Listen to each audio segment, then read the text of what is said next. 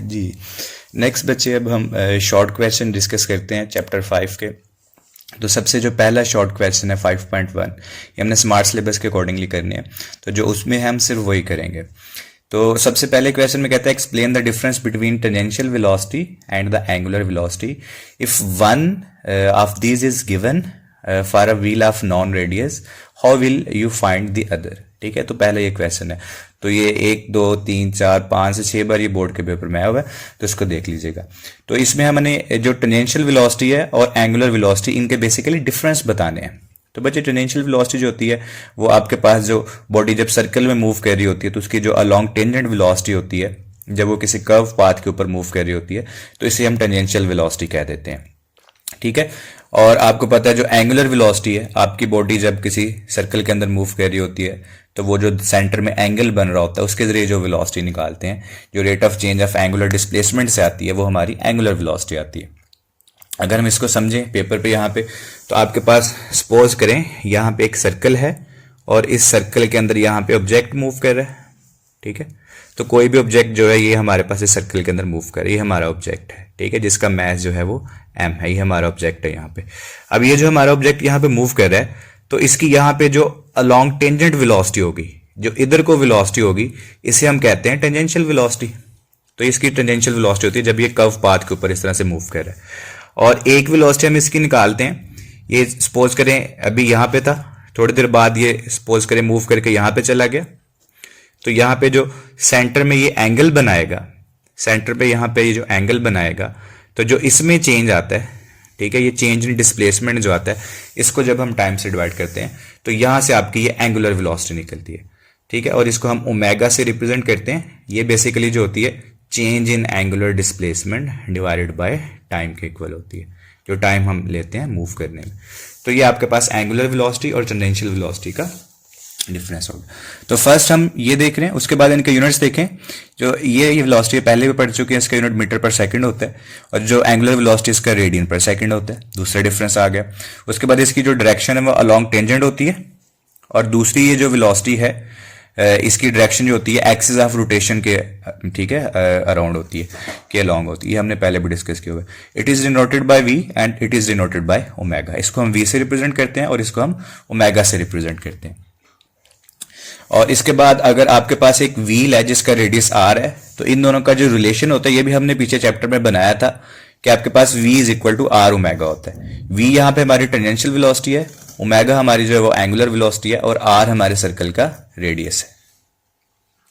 अच्छा जी, आगे हमारा जो नेक्स्ट क्वेश्चन है 5.2 की तरफ चलते हैं। कहता है explain what is meant by the centripetal force and why it must be furnish to an object if the object is to follow a circular path. ठीक है, कहता है कि आपके पास जो सेंट्रीपिटल फोर्स है वो क्या होती है, और अगर ऑब्जेक्ट ने सर्कल में मूव करना होता है तो ये क्यों नेसेसरी होती है। तो सबसे पहले इसकी डेफिनेशन है कि ये वो फोर्स होती है that keeps the body moving along the circular path is called centripetal force and its direction is toward the centre of the circle. ये तो होगी इसकी डेफिनेशन, और इसका फॉर्मूला भी हमने पीछे भी डिस्कस किया, Fc is equal to mv square over r। Centripetal force का ये फॉर्मूला है। m यहाँ पे मैस है उस ऑब्जेक्ट का जो सर्कल में मूव करता है, v उसकी वेलोसिटी और r उस सर्कल का रेडियस है। अब centripetal force is always needed if the body is to be maintained in a circular path, because if this force is not furnished on an object, ठीक है, then it will move along the tangent to the circular path. यानी अगर object के ऊपर centripetal force नहीं होगी तो वो अलोंग टेंजेंट मूव करेगा। जैसे हमने यहाँ पे अभी मैंने ये सर्कल में बनाया, तो ये एक ऑब्जेक्ट है जो कि सर्कल में मूव कर रहा है, तो इसको सेंट्रीपिटल फोर्स यहाँ पे लग रही है सेंटर की तरफ। ये फोर्स यहाँ पे लग रही होती है सेंटर की तरफ, जो ऑब्जेक्ट को हमेशा सेंटर की तरफ लग रही होती है। ठीक है, जो ऑब्जेक्ट सर्कल में मूव कर रहा होता है उसको वो सेंटर की तरफ खींच रही होती है। अगर ये फोर्स ना हो तो वो अलोंग टेंजेंट इधर इधर को वो फ्लाई कर जाएगा। ठीक है, अलोंग टेंजेंट वो फ्लाई करेगा, सर्कल में वो कभी मूव नहीं करेगा। तो इसलिए ये नेसेसरी है सर्कल में मूव करने के लिए। तो ये था बच्चे आपका 5.2 क्वेश्चन। ठीक है, इसके बाद हम 5.3 की तरफ चलते हैं। तो 5.3 में कहते हैं what is meant by the moment of inertia, explain its significance. तो ये हम पहले भी पढ़ चुके हैं। मोमेंट ऑफ इनर्शिया क्या होता है, ability of a body to resist the change in its state of rotational motion or rest about an axis. तो किसी एक्सिस के राउंड जो बॉडी रेजिस्ट करती है उसकी रोटेशनल मोशन के चेंज में, उसको हम मोमेंट ऑफ इनर्शिया कहते हैं। और इसका जो फॉर्मूला है आपके पास वो I is equal to mr square के इक्वल होता है। ठीक है, आई से हम इसको रिप्रेजेंट करते हैं और साथ में आ जाता है एम आर स्क्वेयर। और इसकी फिजिकल सिग्निफिकेंस मैंने बताई थी कि it plays the same role in angular motion as the mass in linear motion. ठीक है, तो ये बाकी आपने यहाँ पे लिख लेना नोट से देख के। तो ये वही रोल प्ले करता है एंगुलर मोशन में जो कि रोल प्ले करता है मास लीनियर मोशन में। बहुत डिटेल में मैंने पीछे जो है आपको समझाया होगा। तो ये था आपका क्वेश्चन 5.3। तो 5.3 के बाद नेक्स्ट जो है उस पर चलते हैं। नेक्स्ट हमारा क्वेश्चन जो आगे बचे वो 5.4, what is meant bye angular momentum, explain the law of conservation of angular momentum. तो एंगुलर मोमेंटम को हमने डिफाइन किया था, जो क्रॉस प्रोडक्ट होता है आपके पास आर का, ठीक है, और पी का। आर क्या है यहाँ पे, एक्सिस ऑफ रोटेशन से बॉडी का डिस्टेंस, ये आर है, और पी यहाँ पे लीनियर मोमेंटम है। तो इन दोनों का जो हम क्रॉस प्रोडक्ट लेते हैं वो हमारा एंगुलर मोमेंटम होता है, और इसका यूनिट भी हमने डिस्कस किया था। ठीक है, ये आपने लिख लेना है। आगे law of conservation of angular momentum है, इसके अकॉर्डिंगली हम इस तरह से इसको स्टेट करते हैं। इसकी स्टेटमेंट जो है, in the absence of external torque the total angular momentum of all the bodies in a system remain constant. यानी जो सम ऑफ एंगुलर मोमेंटम होता है किसी आइसोलेटेड सिस्टम के अंदर, अगर बाहर से कोई टॉर्क ना लग रही हो तो वो हमेशा कांस्टेंट रहता है। तो ये इसकी स्टेटमेंट है। ठीक है, बस यहीं तक है। 5.5 जो है कहता है show that orbital angular momentum जो होता है वो एल नॉट जो है वो एम वी आर के इक्वल होता है। ये भी बहुत इंपॉर्टेंट क्वेश्चन है, काफी बार ये बोर्ड के पेपर में आया हुआ है। तो इसकी आपने जो है यहाँ पर देखना है क्या स्टेप्स हैं। तो सबसे पहले स्टेप में देखें, हमने सिंपल ये जनरल फॉर्मूला लिख दिया कि जो एंगुलर मोमेंटम है वो आर क्रॉस पी के इक्वल होता है। अब पी की जगह उसकी वैल्यू पुट कर दी, पी की जगह उसकी वैल्यू पुट कर दी एम वी।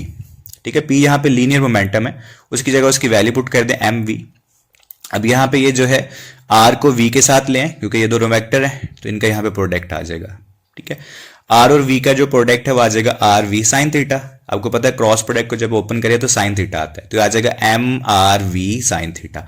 अब यहाँ पे थीटा जो है ये बेसिकली एंगल है between r and velocity. R जो है वो हमारा रेडियस है या पोजीशन वेक्टर है सेंटर से जहां बॉडी मूव कर रही है। ठीक है, इस तरह से होता है बेसिकली कि ये आपका सेंटर है, तो यहाँ पे आपका ऑब्जेक्ट जो है वो एग्जिस्ट कर रहा है। ठीक है, तो ये हमारा डिस्टेंस जो होता है ये आर होता है, और ये वेलोसिटी की डायरेक्शन है। सपोज करें इस साइड को, ये हमारी वेलोसिटी की डायरेक्शन है, ये हमारे पास v की डायरेक्शन है, तो ये हमारे पास इन दोनों की डायरेक्शन है।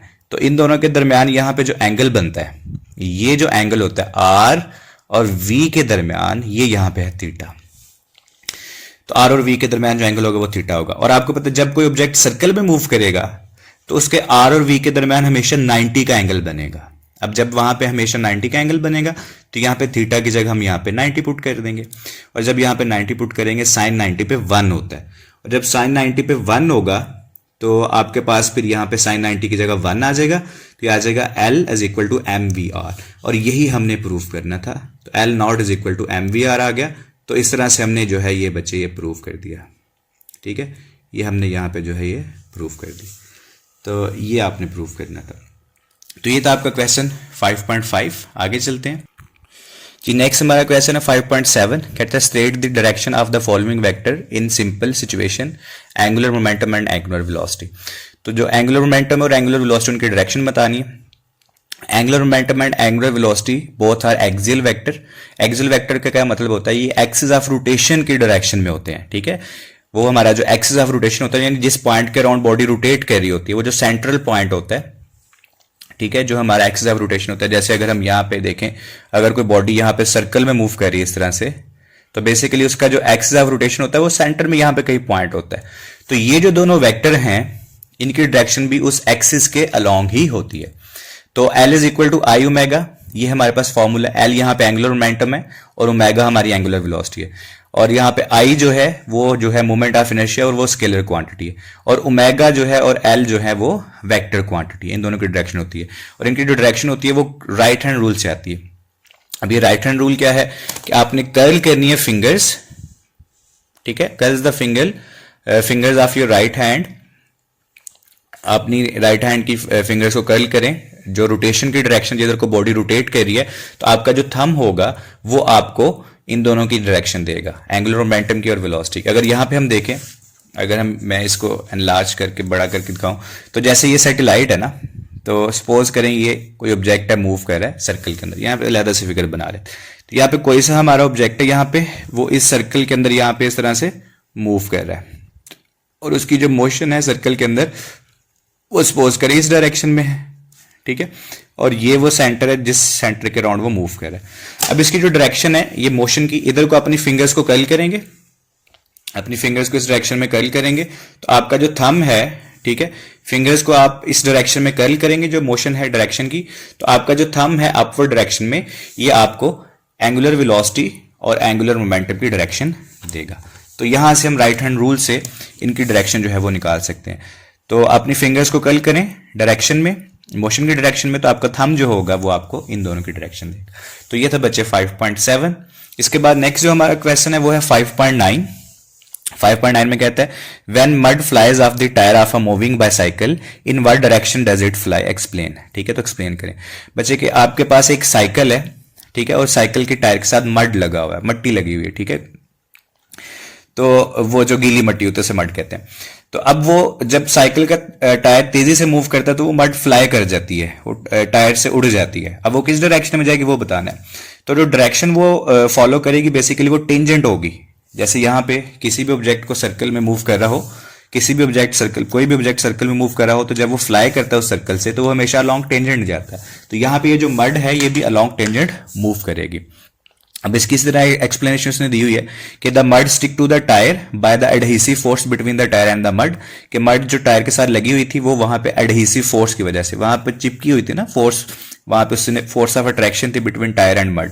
व्हेन द टायर रोटेट्स, जब टायर रोटेट करता है, the mud experience the centripetal and centrifugal forces, तो दोनों फोर्सेस उस मड के ऊपर लग रही होती है, सेंट्रीपिटल और centrifugal. At the certain speed of tyre when the centrifugal force become greater than the adhesive force, the mud leaves the tyre and flies of along the tangent. ठीक है, कहता है जब टायर की स्पीड बढ़ती जाती है तो फिर वो जो मड है उसको वहां पे रहने के लिए, या उसको वहां पे एडहेसिव रहने के लिए, वहां पे चिपकी रहने के लिए जो फोर्स होती है सेंट्रीफ्यूगल, वो उसको नहीं मिलती जितनी उसको चाहिए होती है, तो इसलिए वहां से वो फ्लाई कर जाती है। और जब वो फ्लाई करेगी तो वो अलोंग टेंजेंट जो है यहाँ पे फ्लाई करके यहाँ पे वो जाएगी। अच्छा, नेक्स्ट बच्चे 5.10 है आपके पास क्वेश्चन। 5.10 में कहता है a disc and a hoop start moving down from the top of an inclined plane at the same time, which one will be moving faster on reaching the bottom. ठीक है, ये आपने देखना है।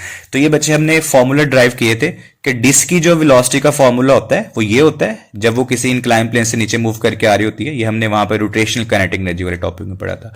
और जो हुप है उसकी जो वेलोसिटी है उसका फॉर्मूला ये होता है। तो डिस्क की वेलोसिटी का फॉर्मूला ये 4/3gh और हुप की है gh सिंपल। तो अगर इनका आपस में रिलेशन बनाए, इनको आपस में अगर मैं रिलेट करूं तो आपके पास इस तरह से ये रिलेशन बनेगा। बेसिकली जो डिस्क की वेलोसिटी है, जो हमारे पास डिस्क की यहां पे वेलोसिटी है, उसका फॉर्मूला क्या होता है 4/3 और साथ में आ जाता है gh और ये पूरे का आ जाता है स्क्वायर रूट। ठीक है, अब बच्चे ये फॉर्मूले में ये वाला जो पोर्शन है ये बेसिकली जो है ये आपके पास हुप की वेलोसिटी को रिप्रेजेंट करता है। तो रिलेशन फिर ये बन जाता है 4/3 स्क्वायर रूट और साथ में यहाँ पे ये जो GH वाला पोर्शन है ये हुप की वेलोसिटी को रिप्रेजेंट करता है, तो इसकी जगह जो है ये हुप की वेलोसिटी आ जाती है।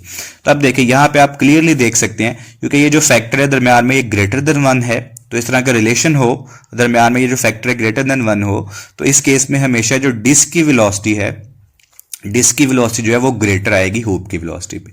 तो अगर दोनों सेम टाइम पे हम उनको छोड़ें इंक्लाइन प्लेन से, इन्हें दोनों सेम टाइम पे यहाँ मूव करके नीचे आ रही हूँ, तो जब नीचे पहुंचेंगे तो डिस्क की वेलोसिटी जो है वो आपके पास ज्यादा होगी हुप की निस्बत। तो ये था 5.10, ये भी इंपॉर्टेंट क्वेश्चन है। इसके बाद लास्ट क्वेश्चन है हमारा 5.11। अब जो लास्ट जो हमारा क्वेश्चन है 5.11 है, कहता है why does a diver change his body position before and after diving into the pool. तो ये मैंने वहां पे आपको बताया भी था कि जो डाइवर होता है जब वो पानी में डाइव करता है तो अपनी बॉडी पोजीशन को वो क्यों चेंज करता है। तो ये हमने यहाँ पे 5.8 टॉपिक था, law of conservation of angular momentum, यहाँ पे डिस्कस किया था कि एक डाइवर है वो यहाँ से डाइव करता है पानी के अंदर, ठीक है, नीचे ये पानी है नीचे यहाँ पे, ठीक है, तो अपनी बॉडी पोजीशन को चेंज करता है। पहले उसकी बॉडी जो है वो खुली होती है इस तरह से स्ट्रेच पोजीशन में होती है, उसके बाद यहाँ पे वो बॉडी को क्लोज पोजीशन में ले जाता है और नीचे जाकर फिर उसको स्ट्रेच कर देता है। अब वो इस तरह से क्यों करता है इसका आंसर हम यहाँ पे करेंगे। कहता है diver change his body position to spin himself faster so that he may be able to take some extra somersault. ठीक है, तो वो यहाँ पे इसलिए बॉडी पोजीशन को चेंज करता है ताकि वो ज़्यादा तेज़ी से घूम सके और ज़्यादा समर सॉल्ट कर सके, क्योंकि ये गेम होती है जिसमें जितने ज़्यादा वो ज़्यादा तेज़ी से स्पिन करेगा उतने ज़्यादा उसको पॉइंट्स मिलेंगे। For this purpose when he lifting off from the board the diver legs and arms are fully stretch, which means that the diver has a larger moment of inertia I1 and a smaller angular velocity omega 1 because both are inversely proportional to each other। तो यहाँ पे ये इस तरह से relation आएगा। तो जब वो जंप करने लगता है तो बॉडी स्ट्रेच होती है, तो उस पॉइंट पे मोमेंट ऑफ इनर्शिया की वैल्यू जो है वो बेसिकली ज्यादा होती है और एंगुलर वेलोसिटी की वैल्यू जो है वो कम होती है। तो I1 की वैल्यू ज्यादा है, ओमेगा 1 की वैल्यू कम है, और इन दोनों का जो प्रोडक्ट है आई और ओमेगा का वो एल के इक्वल होता है, ठीक है, एंगुलर मोमेंटम के ऊपर, और वो कांस्टेंट रहना है, वो चेंज नहीं होगा। When the legs and arms are drawn into close or tuck position then this moment at this moment inertia, ठीक है, at this moment the moment of inertia is reduce to a new value I2। तो जब वो दरमियान में पहुंचता है अपनी बॉडी को क्लोज कर लेता है, जैसे यहाँ पे देखें, यहाँ पे दरमियान में पहुंच के वो अपनी बॉडी को क्लोज करेगा। पहले उसकी बॉडी स्ट्रेच थी तो मोमेंट ऑफ इनर्शिया की वैल्यू ज्यादा थी, अब दरमियान में पहुंचेगा तो अपनी बॉडी को क्लोज करेगा। जब वो अपनी बॉडी को क्लोज करेगा तो मोमेंट ऑफ इनर्शिया की वैल्यू कम हो जाएगी, ठीक है, जो नई वैल्यू आएगी उसको हम I2 कहेंगे, और ये कम हो जाएगी। Then as a result angular velocity is increased, और इसकी वजह से, कम होने की वजह से एंगुलर वेलोसिटी की वैल्यू बढ़ जाएगी, ओमेगा 2 की वैल्यू बढ़ जाएगी। तो इसके अकॉर्डिंगली फिर ये हमारे पास यहाँ पे इस तरह ये काम करेगा। तो अपनी एंगुलर वेलोसिटी को बढ़ाने के लिए और ज़्यादा समरसॉल्ट करने के लिए वो इस तरह से अपनी बॉडी पोजीशन को चेंज करता है। तो ये इसका जो है हमारे पास आंसर है। तो इसका आंसर हो गया, तो इसके साथ ही हमारे शॉर्ट क्वेश्चन खत्म हो गए। बाकी इंशाल्लाह हम जो है न्यूमेरिकल वगैरह वो नेक्स्ट लेक्चर में जो है वो कंटिन्यू करेंगे। ओके बच्चे, अल्लाह हाफिज़।